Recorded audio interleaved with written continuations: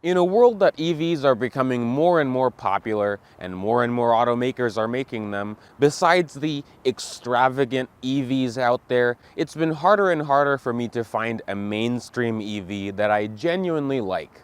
Until now. Hyundai has recently dropped the all-new electric Ioniq 6 to compete with the likes of its main competitor, the Tesla Model 3, but also the BMW i4 and other compact electric sedans in this market. But today, I want to explain why this electric bar of soap has won my heart, especially in this rapidly growing electric world.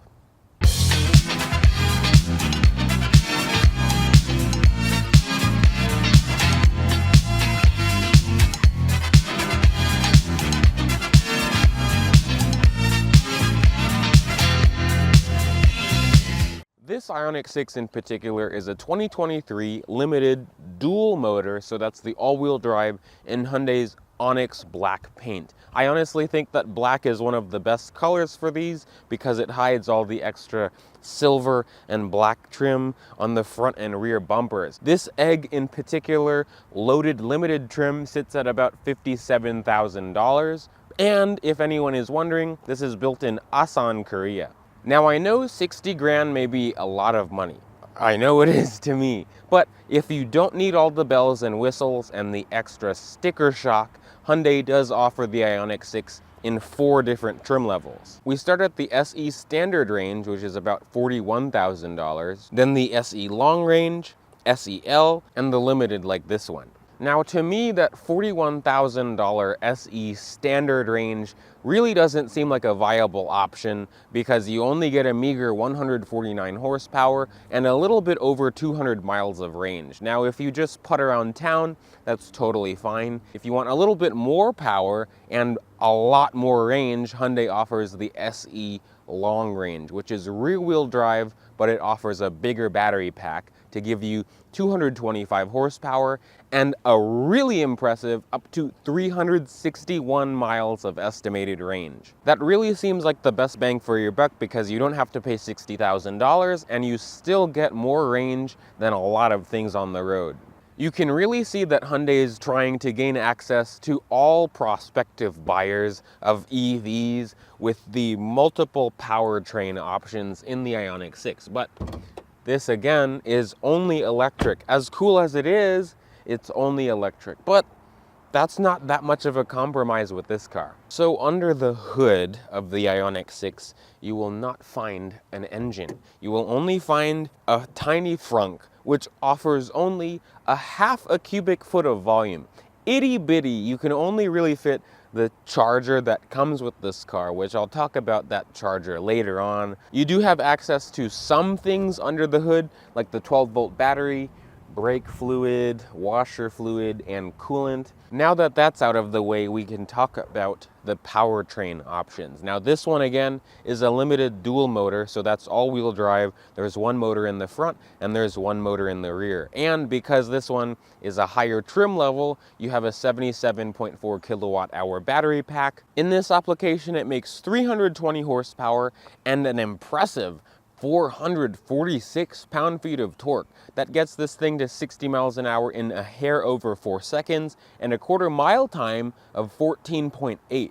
Pretty sprightly numbers. I know this isn't as crazy as a Model 3 performance, but it's actually damn fun to drive on the road. I would say it would be interesting to see an Ioniq 6N because Hyundai is making an Ioniq 5N, so we may see something faster and more powerful in the future, but this is damn good. In terms of range for this limited all-wheel drive model, Hyundai claims about 270 miles on a full charge, but again, if you want extreme range and you really don't want to deal with range anxiety, that SE long range model offers up to 361 miles of estimated range. In terms of charging, Hyundai says all Ioniq 6s support DC fast charging, but because this one is a 2023, it still uses that normal CCS plug. Next year for 2024, Hyundai is going to start implementing the Tesla style charger so people can share chargers. That would actually be really nice because that's been my only gripe about having an electric press car this week, because since I myself don't have an actual charger, I have to either use the level 1 charger, which takes an eternity, you'll die before the car is finished charging, or I have to go out of my way a little bit farther to let the car charge. So infrastructure is really the only thing I can complain about, but Hyundai makes charging very easy in the Ioniq 6. If you use the fastest option to charge, which is level 3 or 350 kilowatts, this can charge from 10 to 80% in under 20 minutes. And if you use a 50-watt charger, this can charge from 10 to 80% in a little bit over an hour. And if you use a level 2 charger connected to 240 volts, you can charge this in about 6 hours. Something interesting about the charger on this one, and I've noticed this with other EVs that I've had as well, is ants like to get into the charger. This whole area of the car is covered in ants. That's really weird.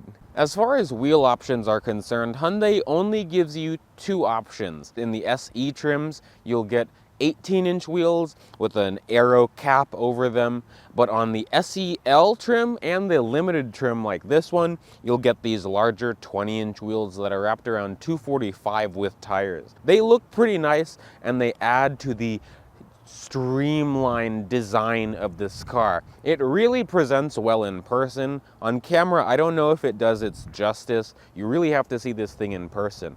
Towards the rear end, this is where this thing looks like a lot of cars. Some of my friends have mentioned it looks like an early Saab 900 with the rear window and this upper spoiler on here.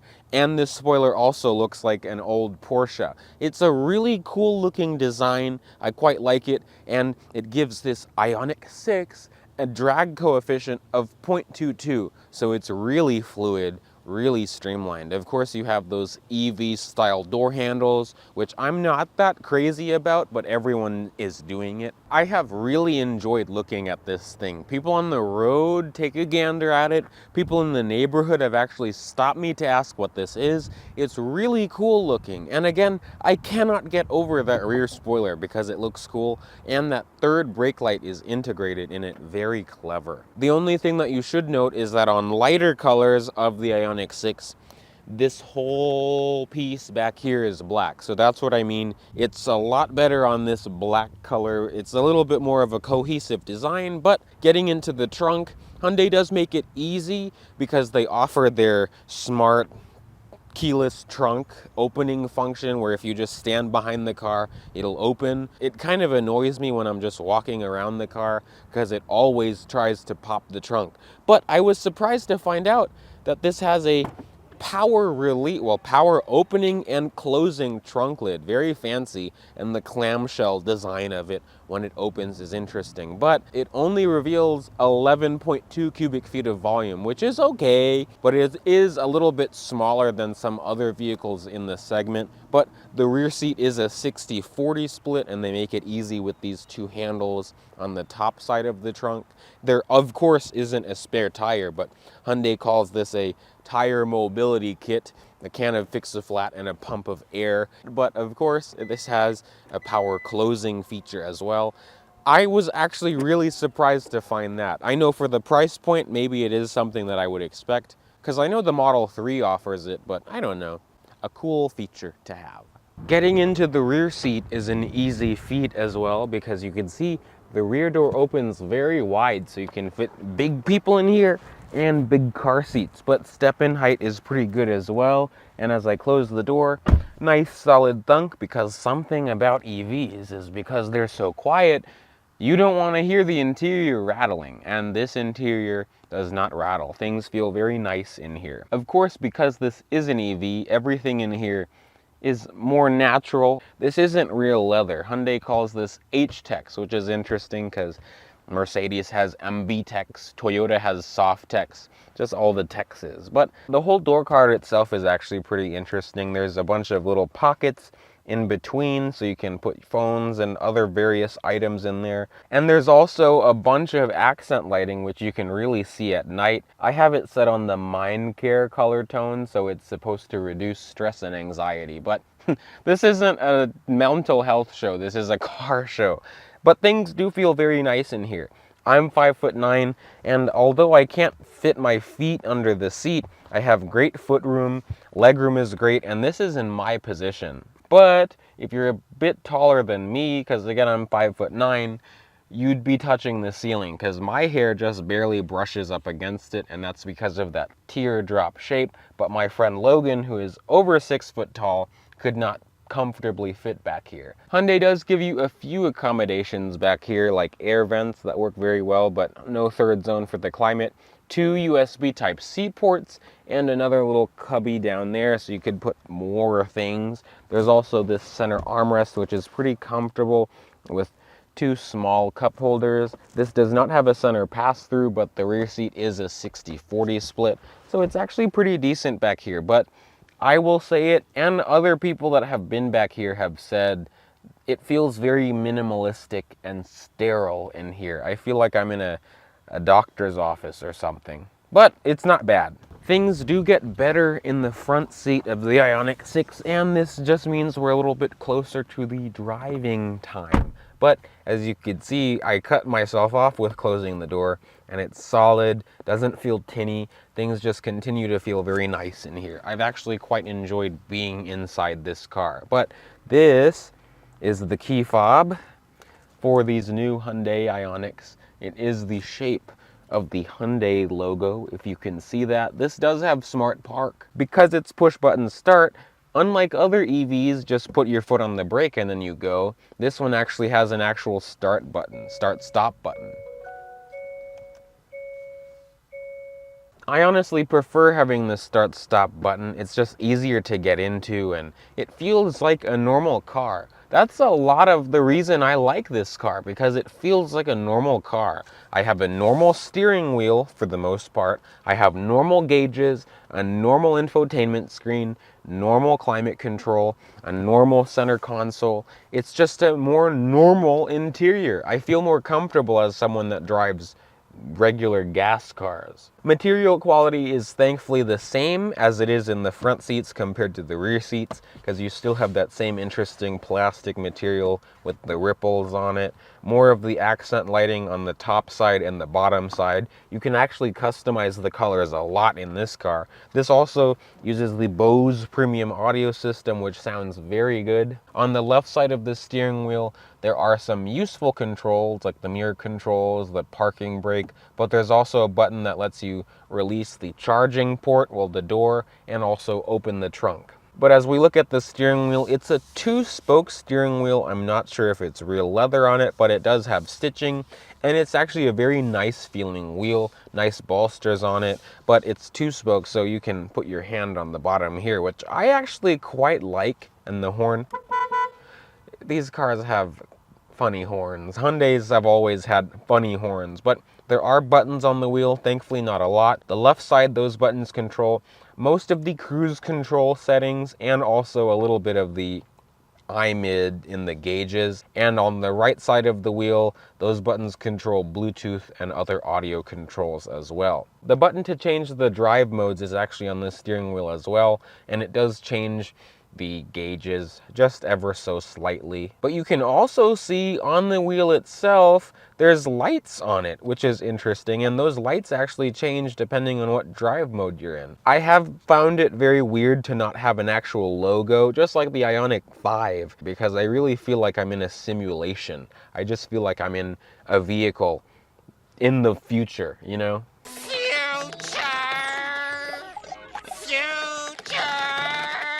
Just like other normal cars, we have an actual turn signal and light stalk, which you can see that the headlights are automatic, and on the right side, the wipers are automatic as well.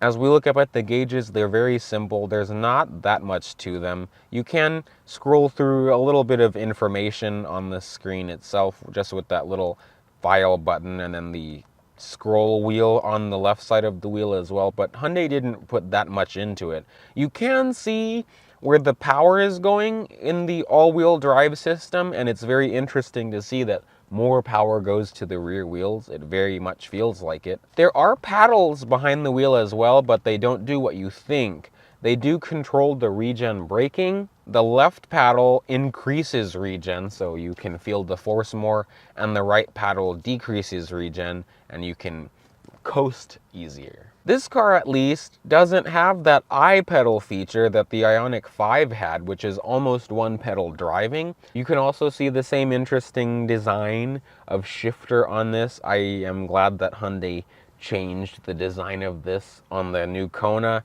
It's not a cylinder shape, it's more of a rectangle, thankfully. But as we look at the infotainment screen, this uses Hyundai's newest version of BlueLink, just like on the Ioniq 5. It's actually very snappy, very quick. It's been very easy to use. This does support Apple CarPlay and Android Auto, but annoyingly, it's only wired Apple CarPlay or Android Auto, no wireless CarPlay.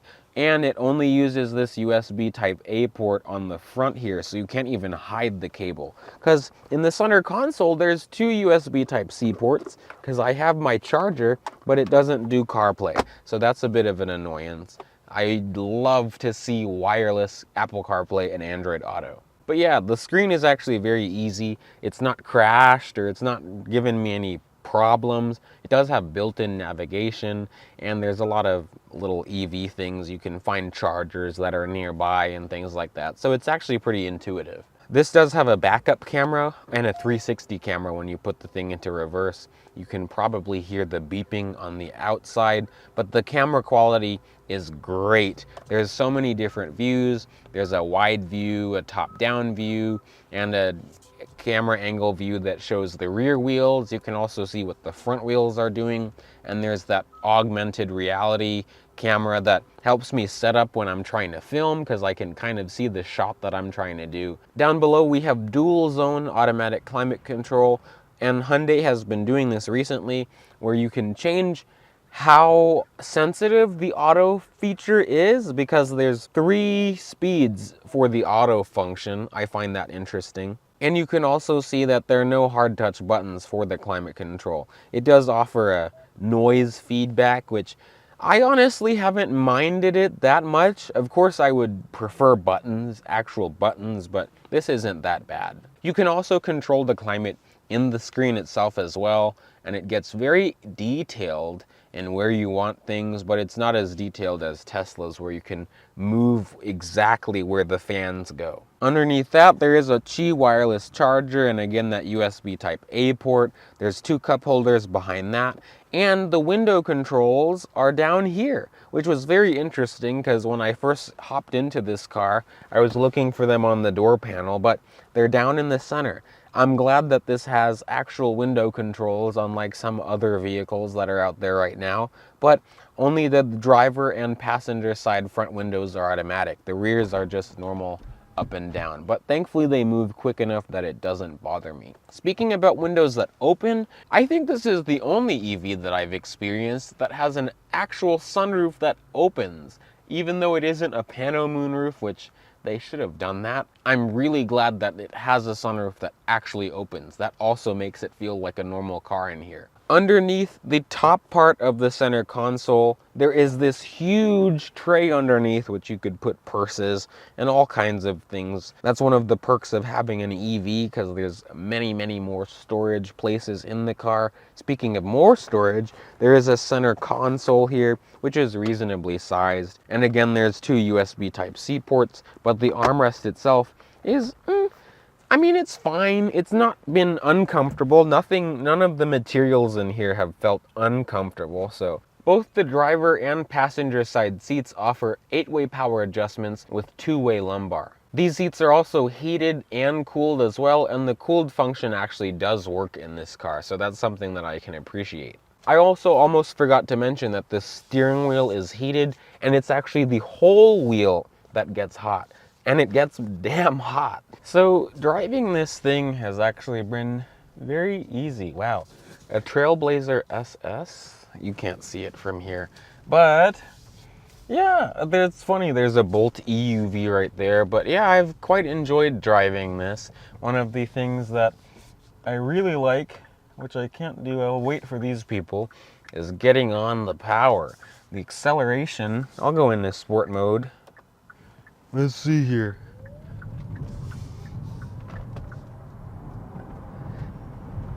I mean, like, yeah, It's an EV, so it's only fun, going like this. Like, it's fast and it's quiet. It's honestly more fun in day-to-day situations when you have to pass people or take off, like be front of line.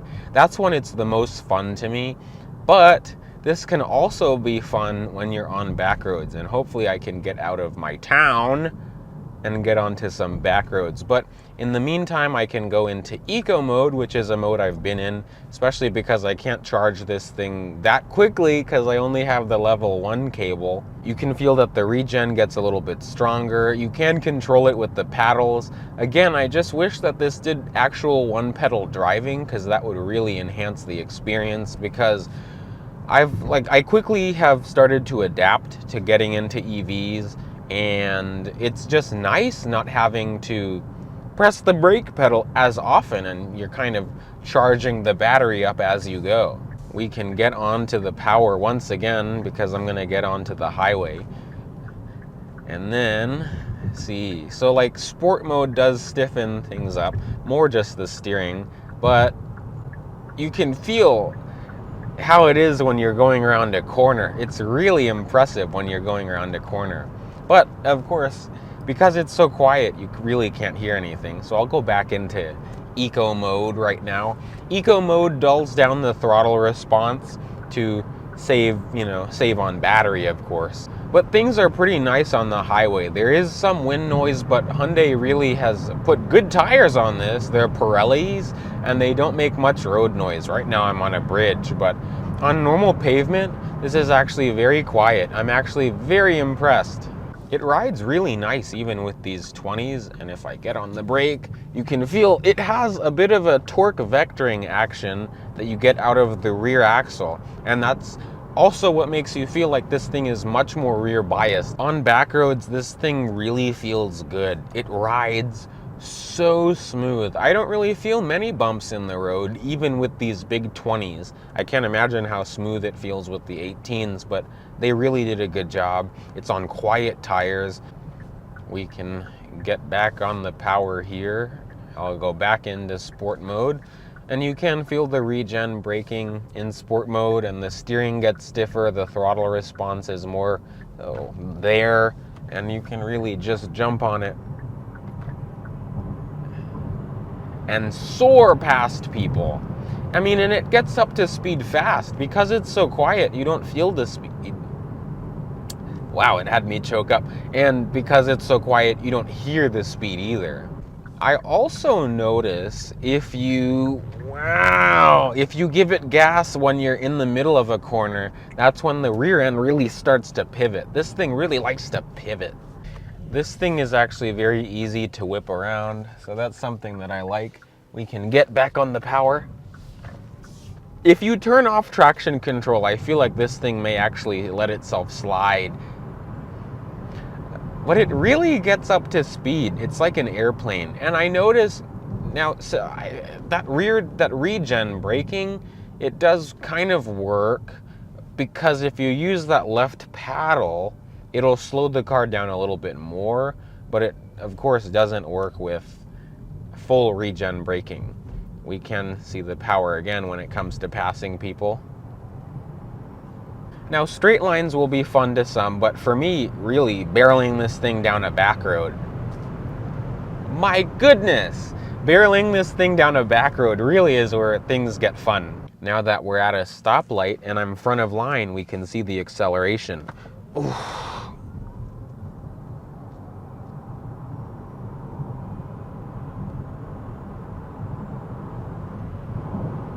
I mean, like, it really flies. It really goes fast, but when you're just doing straight line things like that, it's not as exciting. I'm sorry, I keep adjusting the camera because I do manual. Hyundai does offer this with all of their safety features as standard equipment, so it has lane departure warning, lane keep assist, adaptive cruise control, pre-collision braking, rear cross traffic alert. You can really get winded by how many features they stuff in this. And it really is hard to convey how quick the car is on camera. So again, you really just have to drive this, but I will say that it is worth your test drive.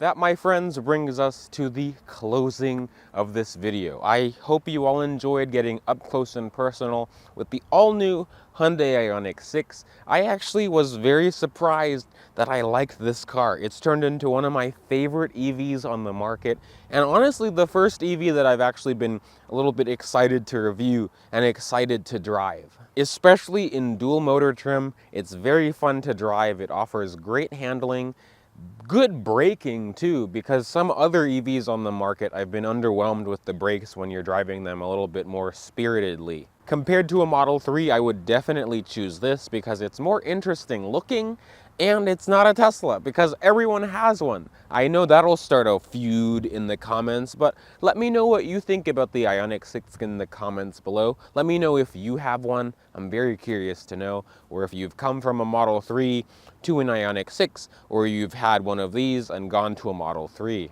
You know, there's so many combinations. But before I start rambling too much, thank you all for watching, liking, commenting, and subscribing, and I'll see you guys in the next video. Bye, peeps.